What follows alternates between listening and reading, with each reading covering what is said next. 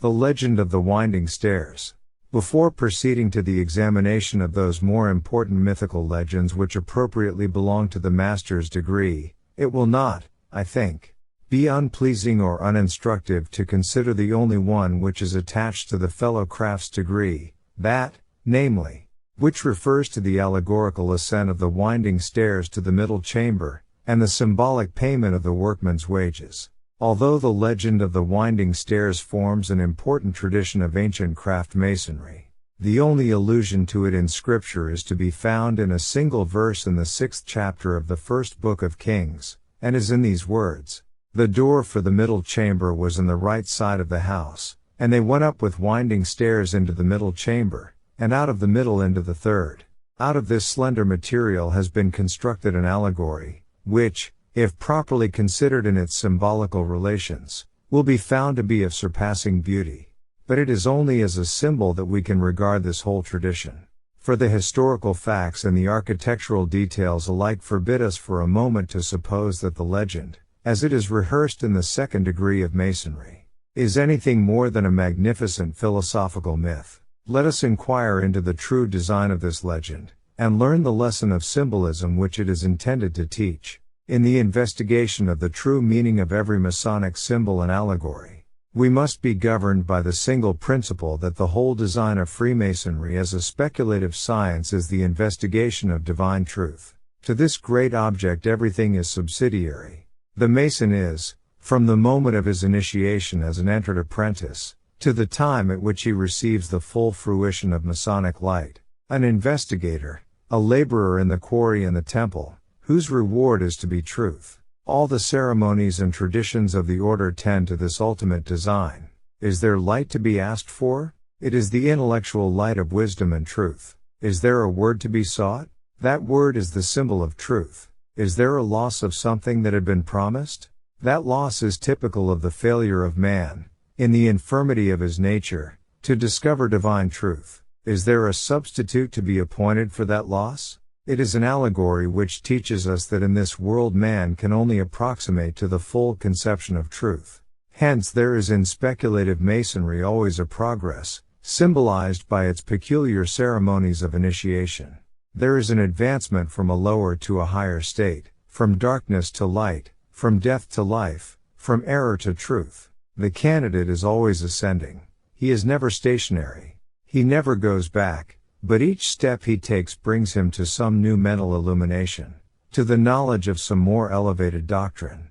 The teaching of the Divine Master is, in respect to this continual progress, the teaching of Masonry. No man having put his hand to the plow, and looking back, is fit for the kingdom of heaven. And similar to this is the precept of Pythagoras: when traveling, turn not back, for if you do the Furies will accompany you. Now, this principle of Masonic symbolism is apparent in many places in each of the degrees.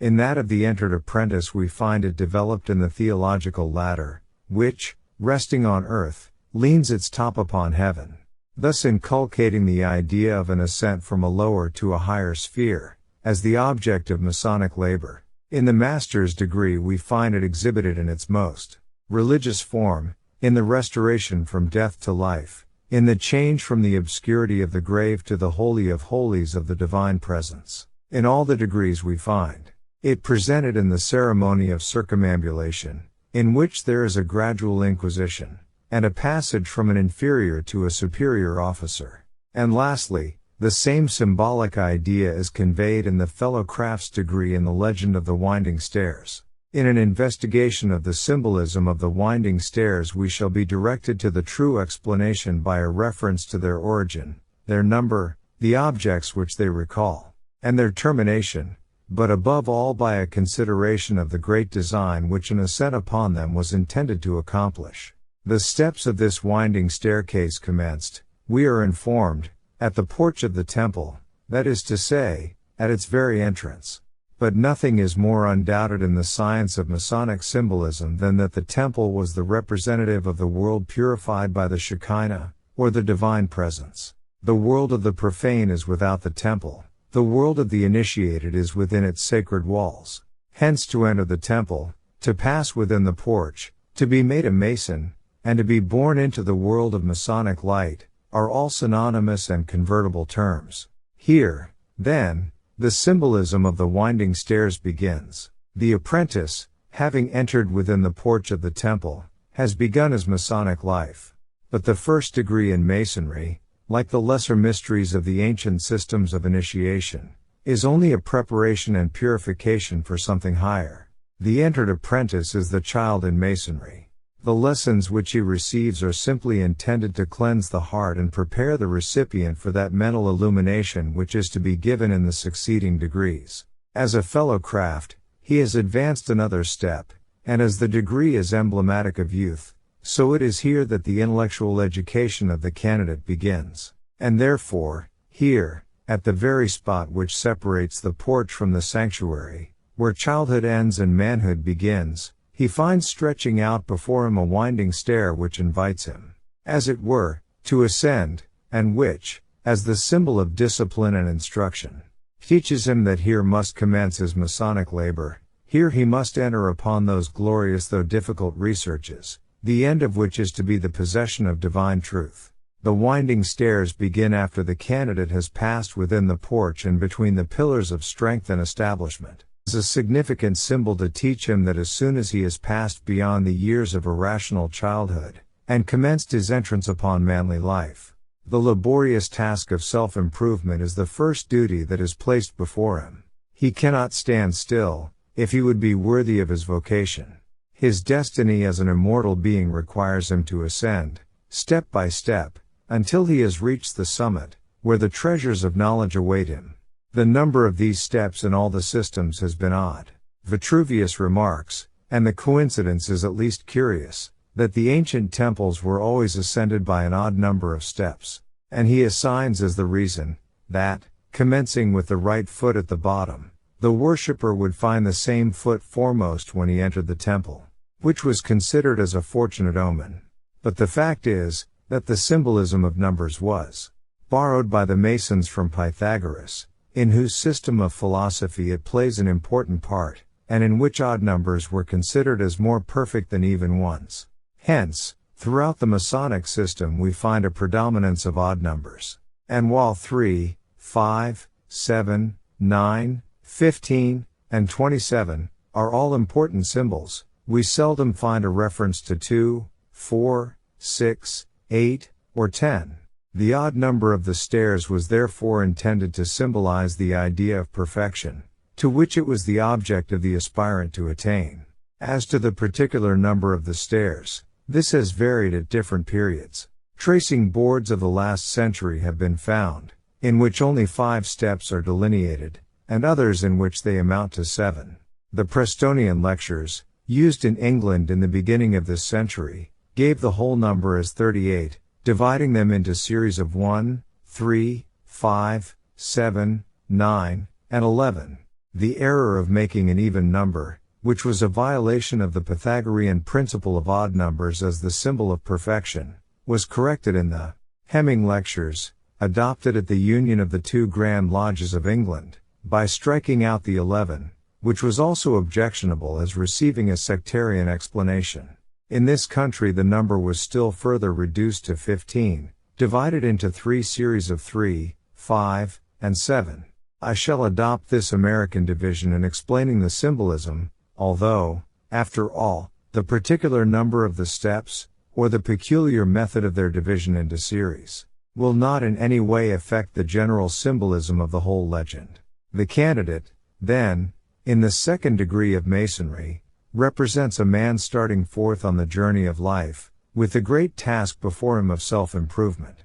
For the faithful performance of this task, a reward is promised, which reward consists in the development of all his intellectual faculties, the moral and spiritual elevation of his character, and the acquisition of truth and knowledge. Now, the attainment of this moral and intellectual condition supposes an elevation of character, an ascent from a lower to a higher life, and a passage of toil and difficulty, through rudimentary instruction, to the full fruition of wisdom.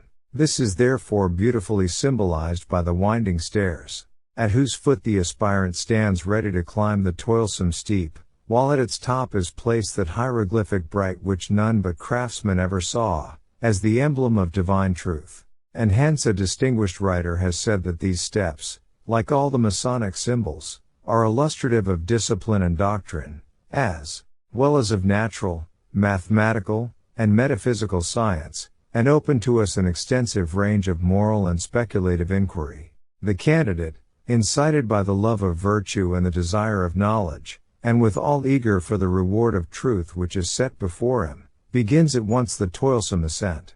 At each division he pauses to gather instruction from the symbolism which these divisions present to his attention. At the first pause which he makes he is instructed in the peculiar organization of the order of which he has become a disciple.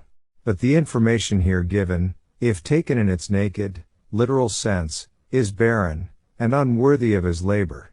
The rank of the officers who govern, and the names of the degrees which constitute the institution, can give him no knowledge which he has not before possessed. We must look therefore to the symbolic meaning of these allusions for any value which may be attached to this part of the ceremony. The reference to the organization of the Masonic institution is intended to remind the aspirant of the union of men in society, and the development of the social state out of the state of nature. He is thus reminded, in the very outset of his journey, of the blessings which arise from civilization, and of the fruits of virtue and knowledge which are derived from that condition. Masonry itself is the result of civilization, while, in grateful return, it has been one of the most important means of extending that condition of mankind. All the monuments of antiquity that the ravages of time have left, combine to prove that man had no sooner emerged from the savage into the social state than he commenced the organization of religious mysteries, and the separation, by a sort of divine instinct, of the sacred from the profane. Then came the invention of architecture as a means of providing convenient dwellings and necessary shelter from the inclemencies and vicissitudes of the seasons, with all the mechanical arts connected with it, and lastly, geometry, as a necessary science to enable the cultivators of land to measure and designate the limits of their possessions. All these are claimed as peculiar characteristics of speculative masonry, which may be considered as the type of civilization, the former bearing the same relation to the profane world as the latter does to the savage state. Hence we at once see the fitness of the symbolism which commences the aspirant's upward progress in the cultivation of knowledge and the search after truth. By recalling to his mind the condition of civilization and the social union of mankind as necessary preparations for the attainment of these objects, in the allusions to the officers of a lodge, and the degrees of masonry as explanatory of the organization of our own society, we clothe in our symbolic language the history of the organization of society. Advancing in his progress, the candidate is invited to contemplate another series of instructions. The human senses, as the appropriate channels through which we receive all our ideas of perception, and which, therefore, constitute the most important sources of our knowledge, are here referred to as a symbol of intellectual cultivation. Architecture, as the most important of the arts which conduce to the comfort of mankind, is also alluded to here, not simply because it is so closely connected with the operative institution of masonry, but also as the type of all the other useful arts. In his second pause, in the ascent of the winding stairs, the aspirant is therefore reminded of the necessity of cultivating practical knowledge. So far, then, the instructions he has received relate to his own condition in society as a member of the great social compact, and to his means of becoming, by a knowledge of the arts of practical life, a necessary and useful member of that society. But his motto will be, Excelsior. Still must he go onward and forward. The stair is still before him. Its summit is not yet reached, and still further treasures of wisdom are to be sought for, or the reward will not be gained, nor the middle chamber, the abiding place of truth, be reached. In his third pause, he therefore arrives at that point in which the whole circle of human science is to be explained. Symbols, we know, are in themselves arbitrary and of conventional signification. And the complete circle of human science might have been as well symbolized by any other sign or series of doctrines as by the 7 liberal arts and sciences. But Masonry is an institution of the olden time, and this selection of the liberal arts and sciences as a symbol of the completion of human learning is one of the most pregnant evidences that we have of its antiquity. In the 7th century, and for a long time afterwards, the circle of instruction to which all the learning of the most eminent schools and most distinguished philosophers was confined, was limited to what were then called the liberal arts and sciences, and consisted of two branches, the trivium and the quadrivium. The trivium included grammar, rhetoric, and logic. The quadrivium comprehended arithmetic, geometry, music, and astronomy. These 7 heads, says Enfield, were supposed to include universal knowledge. He who was master of these was thought to have no need of a preceptor to explain any books or to solve any questions which lay within the compass of human reason.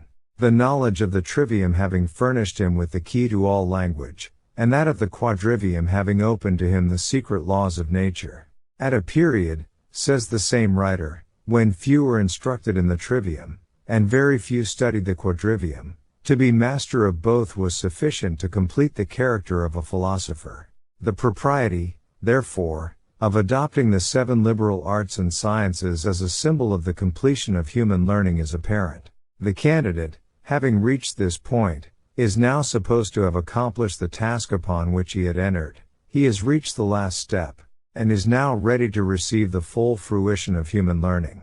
So far, then, we are able to comprehend the true symbolism of the winding stairs.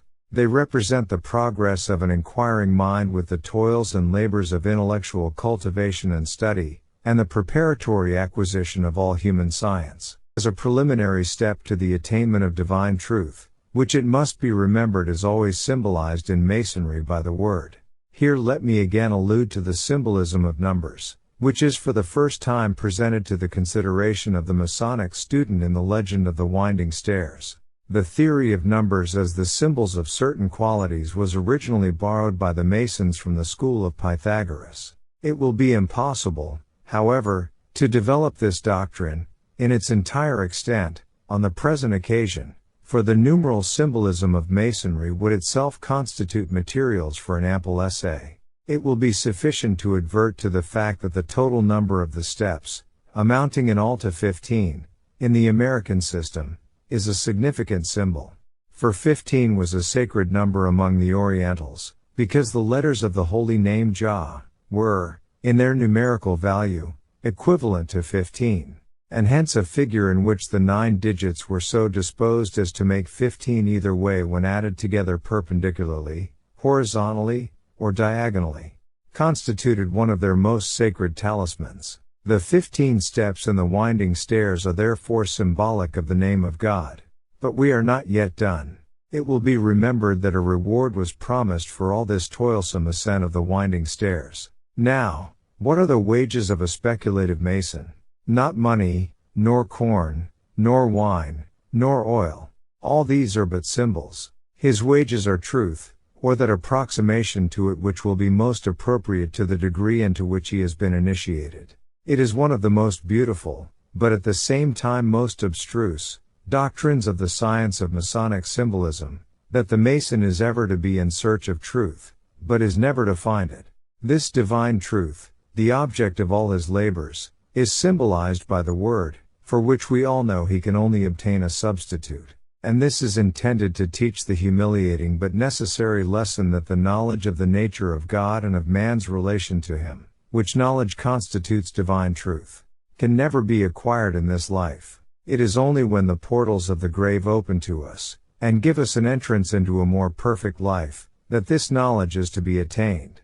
Happy is the man, says the father of lyric poetry, who descends beneath the hollow earth, having beheld these mysteries. He knows the end, he knows the origin of life. The middle chamber is therefore symbolic of this life, where the symbol only of the word can be given, where the truth is to be reached by approximation only, and yet where we are to learn that truth will consist in a perfect knowledge of the great architect of the universe. This is the reward of the inquiring Mason. In this consists the wages of a fellow craft. He is directed to the truth, but must travel farther and ascend still higher to attain it. It is, then, as a symbol, and a symbol only, that we must study this beautiful legend of the winding stairs. If we attempt to adopt it as an historical fact, the absurdity of its details stares us in the face, and wise men will wonder at our credulity.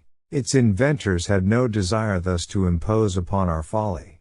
But offering it to us as a great philosophical myth, they did not for a moment suppose that we would pass over its sublime moral teachings to accept the allegory as an historical narrative, without meaning, and wholly irreconcilable with the records of Scripture, and opposed by all the principles of probability. To suppose that 80,000 craftsmen were weekly paid in the narrow precincts of the temple chambers, is simply to suppose an absurdity.